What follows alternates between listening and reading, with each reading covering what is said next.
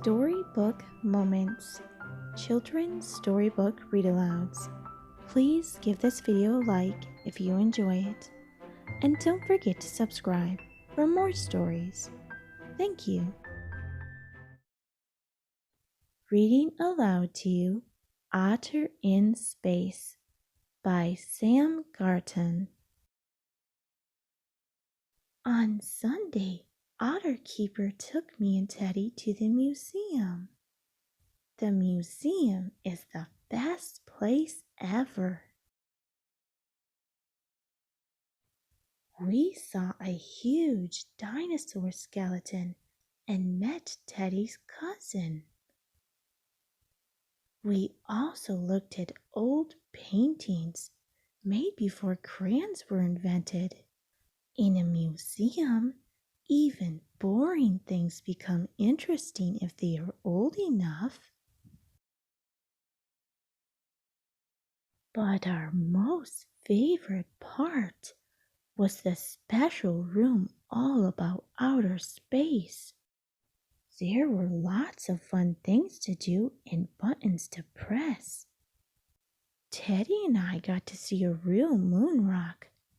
Otter Keeper said it came all the way from the moon. And the moon is very far away. The video told us so. Our last stop in the museum was a very important one, the gift shop. Unfortunately, Otter Keeper said I couldn't buy everything I needed. So I was forced to make some very difficult decisions. On the way home, Teddy and I were a little sad. We had a new spaceship, but we really needed a moon rock too. The next day, after Otter Keeper left for work, we were still sad. Playing in outer space was no fun with just a spaceship. Teddy suggested going back to the museum to get a moon rock, but no one knew how to get there without Otter Keeper. Giraffe offered to drive, but I don't think he really knows how. I needed to think of a clever plan to get my moon rock. This took a long time. Then suddenly, I had the best idea ever. Teddy and I would get our moon rock from the same place the museum did, the moon. We made a very important list of very important things. It was very important. But before getting started, we decided to have our lunch.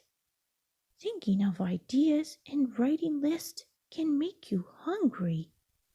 Lunch is very important too. The first thing on the list was to build our spacesuits. You must not forget to bring a spacesuit if you're going to the moon. Unfortunately, our house has a lot of gravity, and this can make it hard to properly test a spacesuit. Teddy took his spacesuit off. He didn't seem to be taking space travel seriously.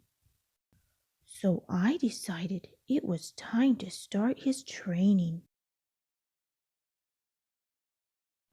Problem solving wasn't his strongest point, but he impressed everyone with his performance in the anti-gravity training.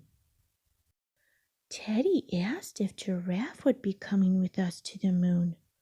I explained that Giraffe, of all people, certainly could not come. Giraffe had a very important job back on Earth. Now it was time to build our spaceship. This was very important, and I told everyone they had to help, but I still had to do most of the work myself.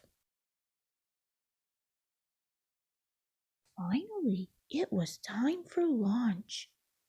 Liftoff went very well. But we did have a bumpy moon landing, and my spacesuit got a little broken. We didn't have long to find our moon rock, but luckily they were all hiding in the same place. We chose the best moon rock we could find, the biggest one.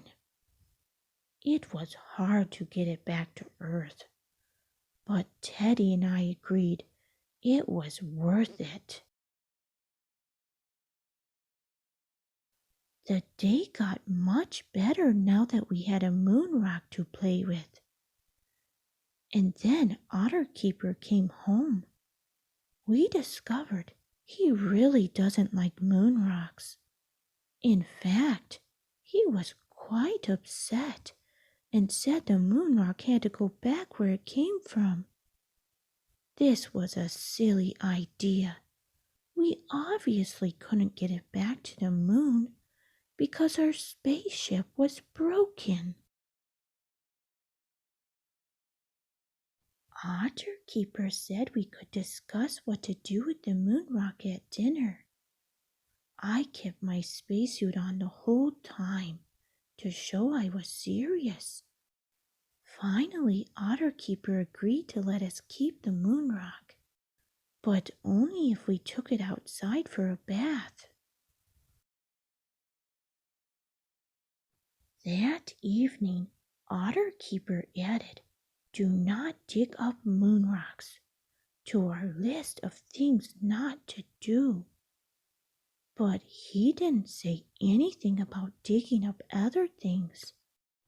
So tomorrow, Teddy and I have decided to go back to the moon to dig up a dinosaur.